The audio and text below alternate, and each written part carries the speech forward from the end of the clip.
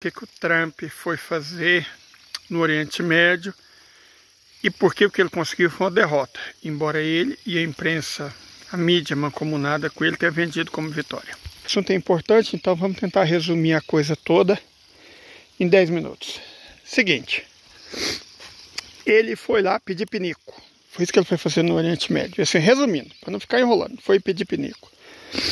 Os Estados Unidos estão com uma dívida impagável.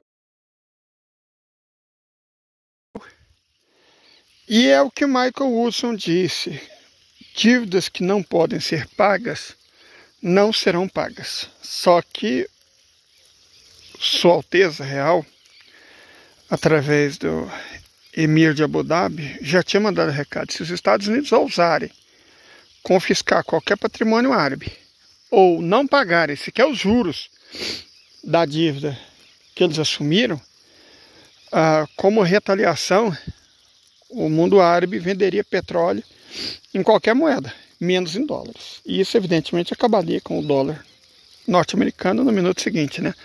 Porque, vamos explicar, o fim do padrão dólar-ouro, claro, foi um roubo que os Estados Unidos fizeram para o mundo, foi, mas eles ainda tinham alguma coisa para dar em troca de dólares, que era os produtos industriais feitos nos Estados Unidos, né? Ainda em 1970, os Estados Unidos ainda era de longe a maior potência industrial do mundo. Era o país que mais produzia itens industriais e tecnologias que o mundo inteiro precisava. E o Nixon sabia disso. Por isso, ele pôde roubar o mundo inteiro sem muito medo. Porque, ok, o dólar não valia mais ouro, mas valia bens industriais e tecnológicos norte-americanos, dos quais o mundo inteiro precisava. Então, tá ruim, mas tudo bem assim. Só que agora os Estados Unidos não têm mais nem isso. Eles não são mais a potência dominante da tecnologia mundial. E estão bem longe de ser a maior potência industrial do mundo.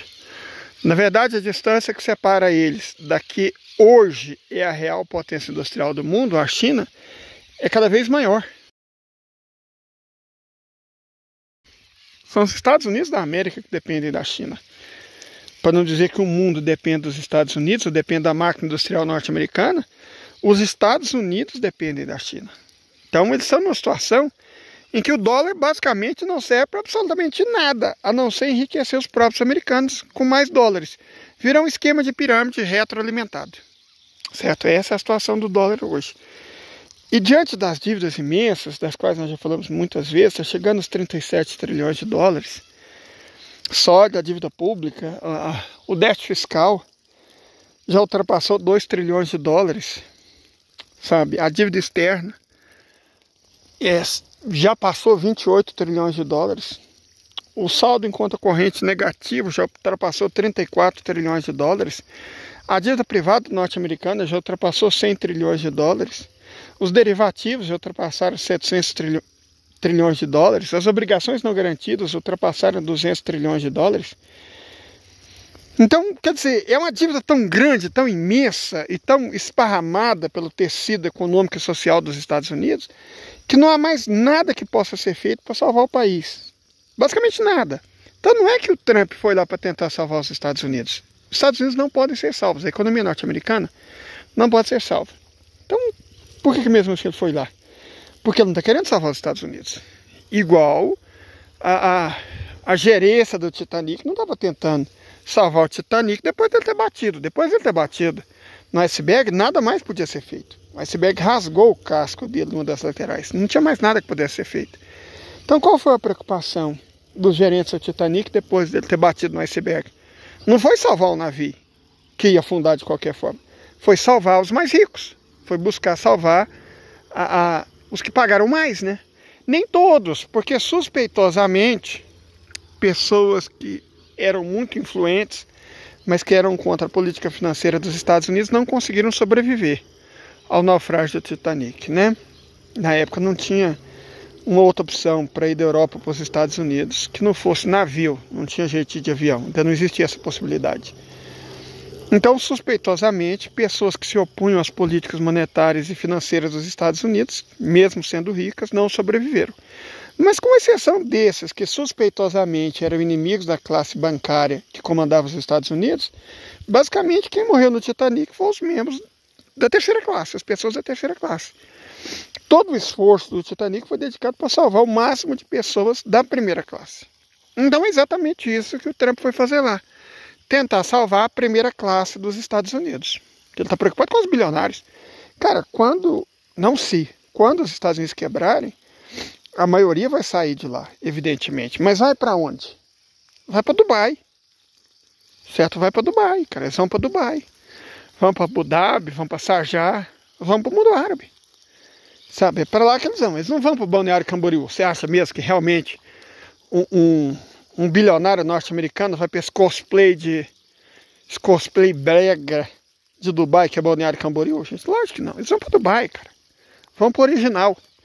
Então ele já foi lá negociar com os árabes o pedágio. Ó, estamos aqui vendendo o que resta do nosso país. Quer comprar? Saldão, preço e xepa. Opa, os árabes não são bobos, né? Eles fazem negócio há milhares de anos. Vamos comprar tranquilo. Só que agora, você sabe, já que nós somos a banda, nós escolhemos a música, tranquilo. Então a música, cara, lembra os traz Acordos de Abraão? Sim, lembro. Então, esquece essa bosta. Isso não existe mais não. Vamos começar a falar sobre os acordos de Ismael. E aí, já ajeita as coisas para no futuro reconhecer o Estado palestino. Porque não tem esse negócio de nós reconhecermos o Estado israelense, não. É vocês que vão reconhecer o Estado palestino. Aí muita gente fala, mas a quantidade de gente desvivida na Palestina nunca foi tão grande. Sim, porque é o que eu comentei durante a live. Todo o império comandado por psicopatas, quando está acabando, ele comete atrocidades. O ano mais terrível da Segunda Guerra Mundial, com o maior número de vítimas, com o maior número de atrocidades, foi 1944, cara, quando os alemães, os japoneses, os fachos, né, de um modo geral, perceberam que iam perder, cara. Quando eles perceberam que ia perder, eles fizeram as maiores atrocidades possíveis. Falou, mas vamos levar conosco o maior número possível de inocentes. É o que o Estado legítimo está fazendo nesse exato momento. Então não é sinal que eles vão ganhar, aquela história dos árabes traidores, dos muçulmanos, sei lá o que. Ah, gente, por favor. É sinal de desespero. Eles perceberam que vão perder e estão tentando causar o máximo possível de danos antes que isso aconteça. Certo? Não é que isso vai salvar eles. Não. Então, da mesma forma que os Estados Unidos estão perdidos, não tem salvação, o Estado legítimo não tem salvação. Certo? Não tem. Nenhuma, não tem. A Ucrânia não tem salvação, Taiwan não tem salvação. A médio prazo, a Coreia do Sul não tem salvação.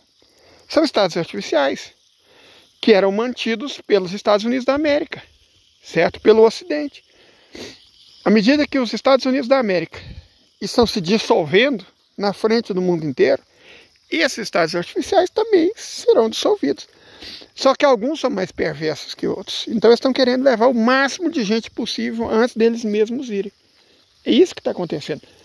Por isso que ao invés de a gente ver um recuo na quantidade de atrocidades, a gente está vendo um aumento.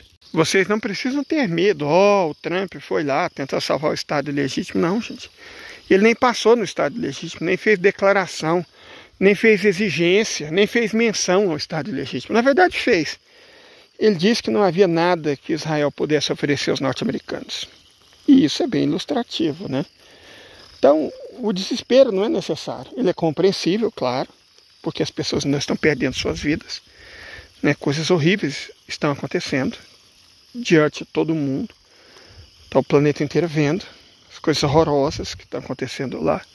Então, nesse sentido, o desespero se justifica, porque são seres humanos. São crianças, são mulheres, são médicos, são jornalistas, são socorristas, são enfermeiros, são idosos, né?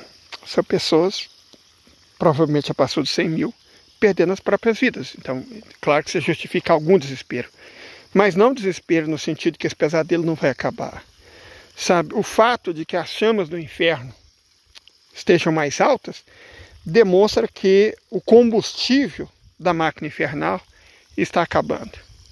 E não foi o presidente Trump ao Oriente Médio levar mais lenha para a fogueira demoníaca, não. Ele foi para tentar salvar os próprios demônios. Sabe, os demônios que andam junto com ele. Os demônios do capitalismo financeiro. Os bilionários. É isso. Tenha uma boa tarde.